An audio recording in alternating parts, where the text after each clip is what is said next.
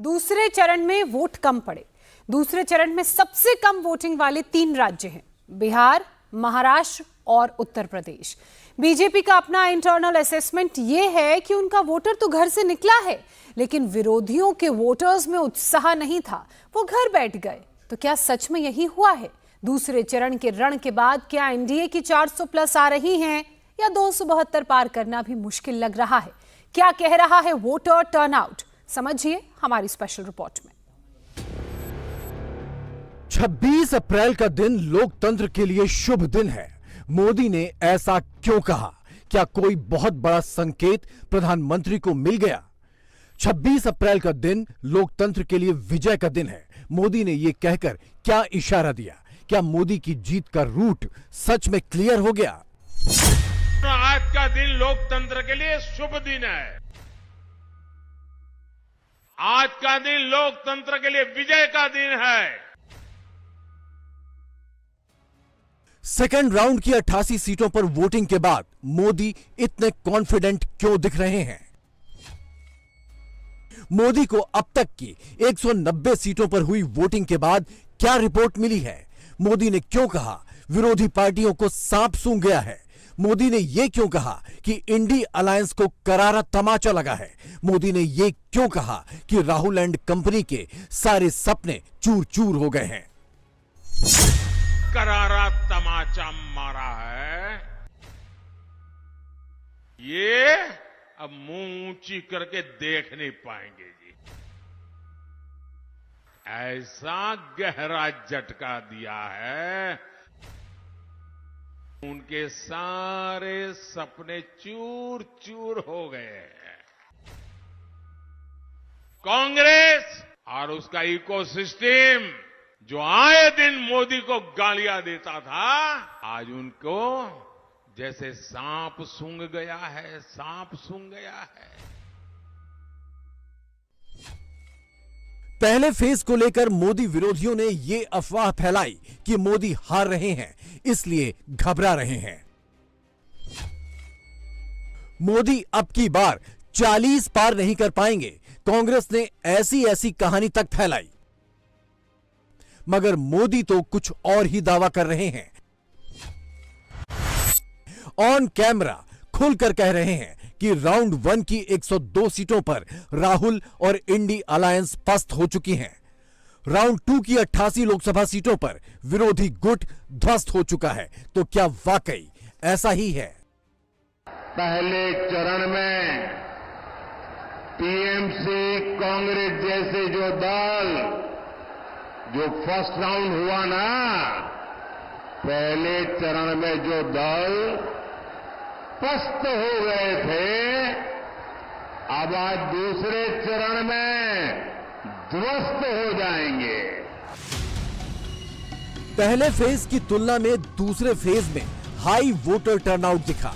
13 राज्यों की 88 सीटों पर जबरदस्त वोटिंग हुई। इन 88 सीटों में से मैक्सिमम सीटों पर 2019 में बीजेपी का परफॉर्मेंस अच्छा रहा था, इसलिए उम्मीद जताई जा रही थी कि सेकंड राउंड के गढ़ में मोदी के वोटर्स घर से बाहर निकलेंगे, और हुआ भी ऐसा ही।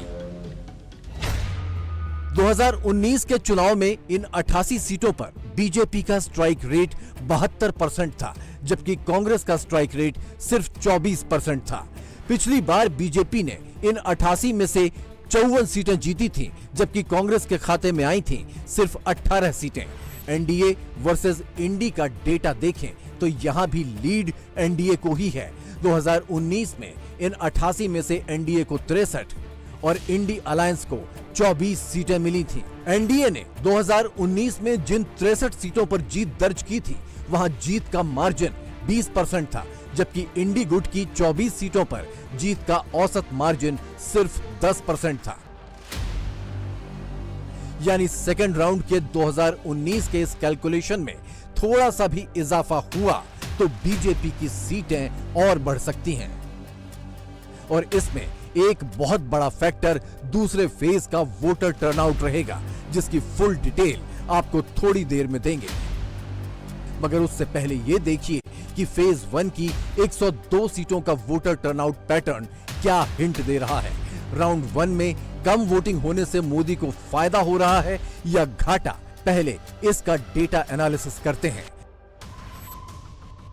2019 में फेज 1 की 102 सीटों पर वोटर टर्नआउट 69.9% था।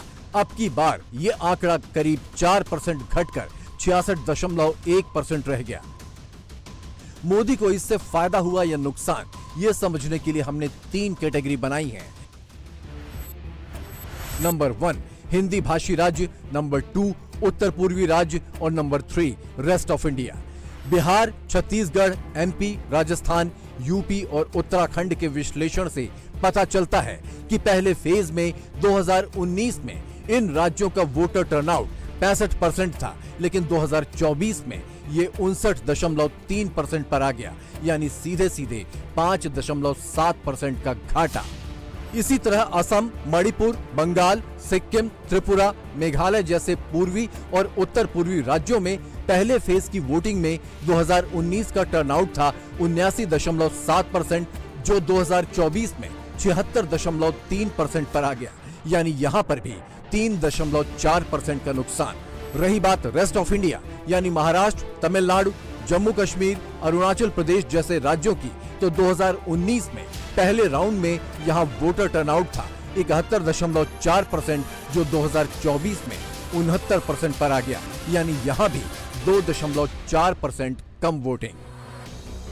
इस विश्लेषण से यह भी पता चल रहा है कि पहले फेज में एनडीए की सीटों पर 5% कम वोट पड़े, जबकि विपक्ष की सीटों पर 2.5% कम वोटिंग हुई। ऐसे में सवाल यह है कि वोट घटने से जीत और हार पर कितना असर पड़ेगा, ये जानने के लिए तो हमें 4 जून तक इंतजार करना पड़ेगा।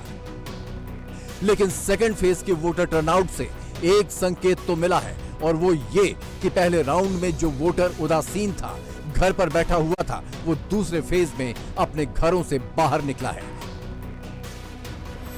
2014 में सेकेंड राउंड की इन 88 सीटों पर वोटर टर्नआउट 67.3% था, जो 2019 में बढ़कर 70.1% हो गया।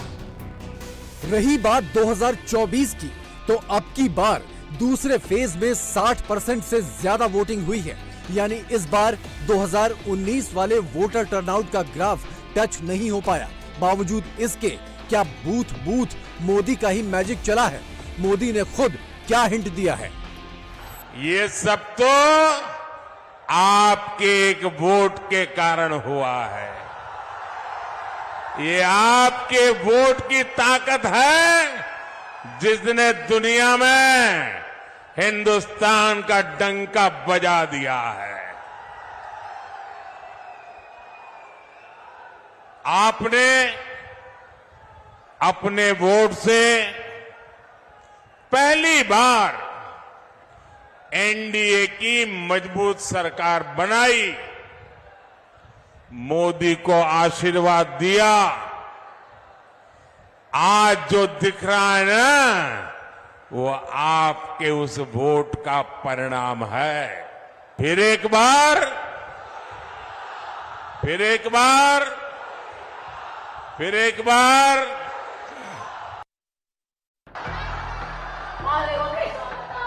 राउंड 2 की वोटिंग के बाद मोदी हैट्रिक को लेकर सुपर कॉन्फिडेंट दिख रहे हैं। बाकी बची 353 सीटों पर पब्लिक के रिस्पांस को लेकर पूरी तरह आश्वस्त दिख रहे हैं।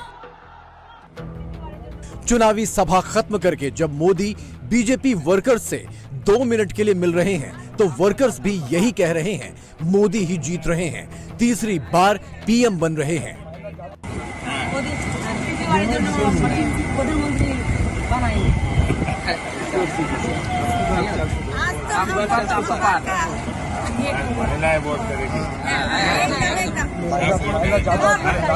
मोदी का गारंटी हर घर में छा गया है। दोनों सीट